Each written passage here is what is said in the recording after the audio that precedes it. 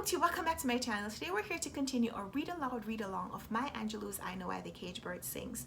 We've been reading together chapters of this book, and previous videos have been linked in a playlist. They're in the description box down below. So if you're new to the series and you'd like to start with chapter 1, go ahead, click the playlist in the description box.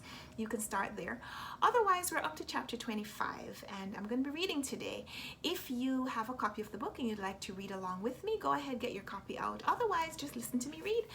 In this edition, chapter 25 begins on page 208, so I'll start there. Knowing Mama, I knew that I never knew Mama. Her African bush secretiveness and suspiciousness had been compounded by slavery and confirmed by centuries of promises made and promises broken. We have a saying among Black Americans which describes Mama's caution. If you ask a Negro where he's been, he'll tell you where he's going. To understand this important information, it is necessary to know who uses this tactic and on whom it works. If an unaware person is told a part of the truth, it is imperative that the answer embody truth. He is satisfied that his query has been answered. If an aware person, one who himself uses a stratagem, is given an answer which is truthful but bears only slightly, if at all, on the question, he knows that the information he seeks is of a private nature and will not be handed to him willingly. Thus, direct denial, lying, and the revelation of personal affairs are avoided. Mama told us one day that she was taking us to California. She explained that we were growing up, that we needed to be with our parents, that Uncle Willie was, after all, crippled, that she was getting old. All true, and yet none of those truths satisfied our need for the truth. The store and the rooms in back became a going-away factory. Mama sat at the sewing machine all hours, making and remaking clothes for use in California. Neighbors brought out of their trunks pieces of material that had been packed away for decades in blankets of mothballs. I'm certain I was the only girl in California who went to school in watermarked moire skirts and yellowed satin blouses, satin back crepe dresses, and crepe de chine underwear. Whatever the real reason, the truth, for taking us to California, I shall always think it lay mostly in an incident in which Bailey had the leading part. Bailey had picked up the habit of imitating Claude Rains, Herbert Marshall, and George McReady. I didn't think it at all strange that a 13-year-old boy in the unreconstructed southern town of Stamps spoke with an Englishy accent. His heroes included D'Artagnan and the Count of Monte Cristo, and he affected what he thought were their swashbuckling gallantries. On an afternoon a few weeks before Mama revealed her plan to take us west, Bailey came into the store shaking. His little face was no longer black, but a dirty, colorless gray. As was our habit upon entering the store, he walked behind the candy counter and leaned on the cash register. Uncle Willie had sent him on an errand to White Folks Town, and he wanted an explanation for Bailey's tardiness. After a brief moment, our uncle could see that something was wrong, and feeling unable to cope, he called Mama from the kitchen. "What's the matter, Bailey Jr.?" He said nothing. I knew when I saw him that it would be useless to ask anything while he was in that state. It meant that he had seen or heard of something so ugly or frightening that he was paralyzed as a result. He explained when we were smaller that when things were very bad, his soul just crawled behind his heart and curled up and went to sleep. When it awoke, the fearful thing had gone away. Ever since we read The Fall of the House of Usher, we had made a pact that neither of us would allow the other to be buried without making absolutely, positively sure, his favorite phrase, that the person was dead. I also had to swear that when his soul was sleeping, I would never try to wake it, for the shock might make it go to sleep forever. So I let him be, and after a while, Mama had to let him alone too. I waited on customers and walked around him or leaned over him, and as I suspected, he didn't respond. When the spell wore off, he asked Uncle Willie what colored people had done to white people in the first place. Uncle Willie, who never was one for explaining things because he took after Mama, said little except that colored people hadn't even bothered a hair on white folks' heads. Mama added that some people said that white folks had come over to Africa. She made it sound like a hidden valley on the moon, and stole the colored people and made them slaves, but nobody really believed it was true. No way to explain what happened blows and scores ago, but right now they had the upper hand. Their time wasn't long though. Didn't Moses lead the children of Israel out of the bloody hands of Pharaoh and into the promised land? Didn't the Lord protect the Hebrew children in the fiery furnace, and didn't my Lord deliver Daniel? We only had to wait on the Lord. Bailey said he saw a man, a colored man, whom nobody had delivered. He was dead. If the news hadn't been so important, we would have been visited with one of Mama's outbursts and prayers. Bailey was nearly blaspheming. He said the man was dead and rotten, not stinking, but rotten. Mama ordered, "Jew, watch your tongue." Uncle Willie asked, Who was it? Bailey was just tall enough to clear his face over the cash register. He said, "When I passed the calaboose, some men had just fished him out of the pond. He was wrapped in a sheet, all rolled up like a mummy. Then a white man walked over and pulled the sheet off. The man was on his back, but the white man stuck his foot under the sheet and rolled him over onto the stomach. He turned to me. He had no color at all. He was bloated like a ball."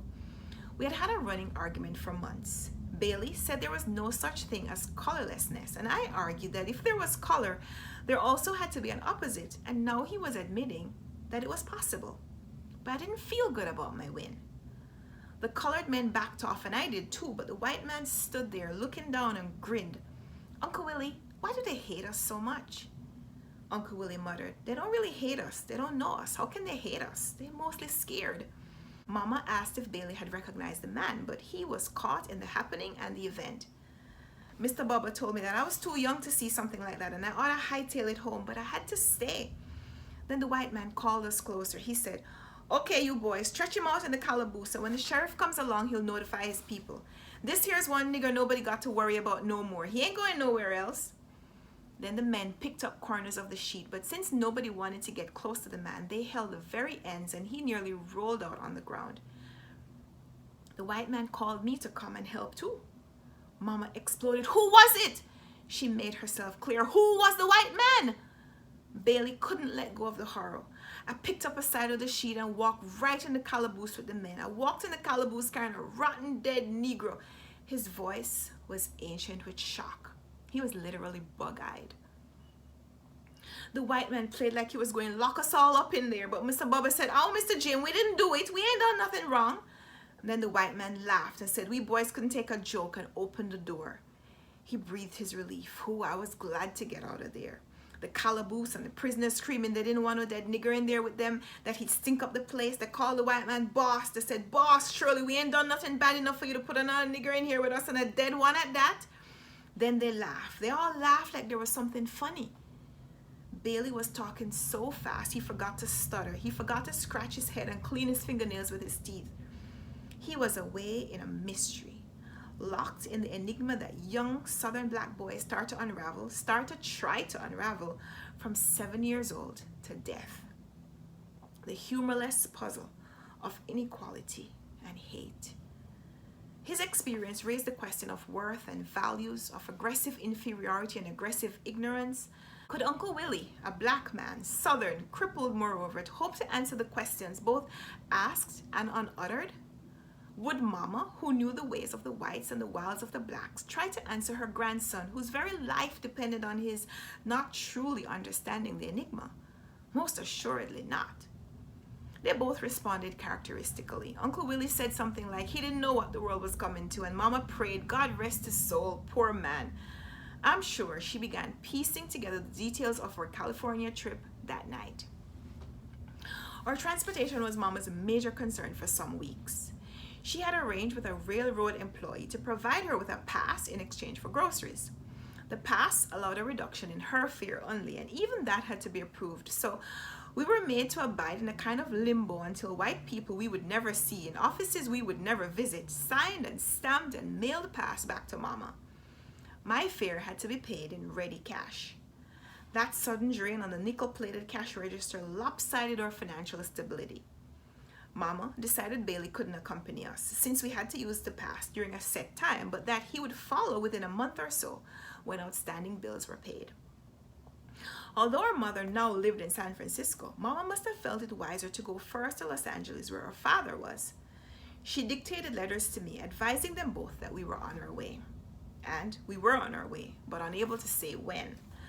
Our clothes were washed, ironed, and packed, so for an immobile time we wore those things not good enough to glow under the California sun. Neighbors who understood the complications of travel said goodbye 1,000,000 times. "Well, if I don't see you before your ticket comes through, Sister Henderson, have a good trip and hurry back home." a widowed friend of Mama's, had agreed to look after, cook, wash, clean, and provide company for Uncle Willie. And after thousands of arrested departures, at last we left Stamps. My sorrow at leaving was confined to a gloom at separating from Bailey for a month. We had never been parted. The imagined loneliness of Uncle Willie, he put on a good face, though at 35 he had never been separated from his mother. And the loss of Louise, my first friend. I wouldn't miss Mrs. Flowers, for she had given me her secret word, which called forth a djinn who was to serve me all my life. Books. And that's chapter 25. Give me a thumbs up if you like this video. Subscribe if you want to see more. I'd love to have more bookish conversations with you. I make other videos. I don't just read aloud. But I'd love to have you come back and watch more of my videos, and let's have a chat about this and other books in the comments down below. So let's talk down there, and until next time, happy reading. Bye.